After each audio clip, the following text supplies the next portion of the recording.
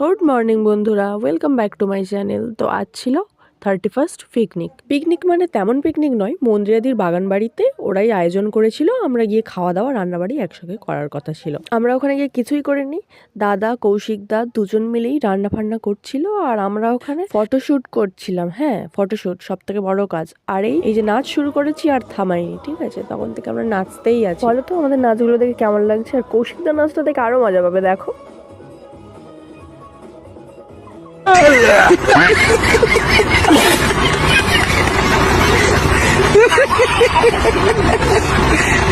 ওসব বাদ দাও, মন্দিরাদিদের বাগান বাড়িতে এত সুন্দর বাগান করেছিল, তো স্যারকে কিছু সবজি দিয়ে দিচ্ছিল। তারপরেই আমরা গাড়ি চালাতে গেছি। ম্যাম ভয়ে ভয়ে গাড়ি চালাচ্ছে, আমরা পিছনে বসে আছি। এইসব তো দেখে নিয়েছো, আমাদের পিকনিকের মেনুটা তো দেখতে হবে। রাইস ছিল, চিকেন কষা ছিল, আর চাটনি, স্যালাড, আর নলেন গুড়ের মিষ্টি আর পাঁপড়। খুব জোরে খিদে পেয়ে গেছিলো, গাড়ি পাড়ি চালিয়ে অত্যাচার করে, তো আমরা খেতে বসে গেছি।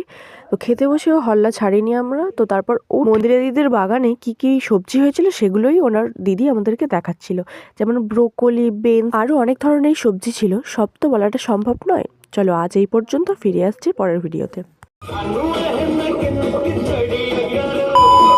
গুড মর্নিং বন্ধুরা, welcome back to my channel. তো আজ ছিল 31st পিকনিক মানে তেমন পিকনিক নয়, মন্দিরাদির বাগান বাড়িতে ওরাই আয়োজন করেছিল। আমরা গিয়ে খাওয়া দাওয়া রান্নাবাড়ি একসঙ্গে করার কথা ছিল। আমরা ওখানে গিয়ে কিছুই করিনি, দাদা কৌশিক দা দুজন মিলেই রান্না ফান্না করছিল আর আমরা ওখানে ফটোশুট করছিলাম। হ্যাঁ, ফটোশুট সব থেকে বড় কাজ। আর এই যে নাচ শুরু করেছি আর থামাইনি, ঠিক আছে? তখন থেকে আমরা নাচতেই আছি। বলো তো আমাদের নাচগুলো দেখে কেমন লাগছে? আর কৌশিক দার নাচটা দেখে আরো মজা পাবে, দেখো।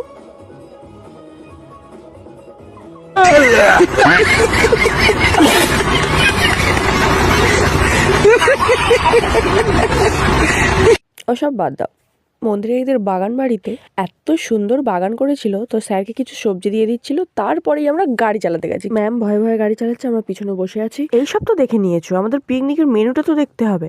রাইস ছিল, চিকেন কষা ছিল, আর চাটনি, স্যালাড, আর নলেন গুড়ের মিষ্টি আর পাঁপড়। খুব জোরে খিদে পেয়ে গেছিলো, গাড়ি পাড়ি চালিয়ে অত্যাচার করে, তো আমরা খেতে বসে গেছি।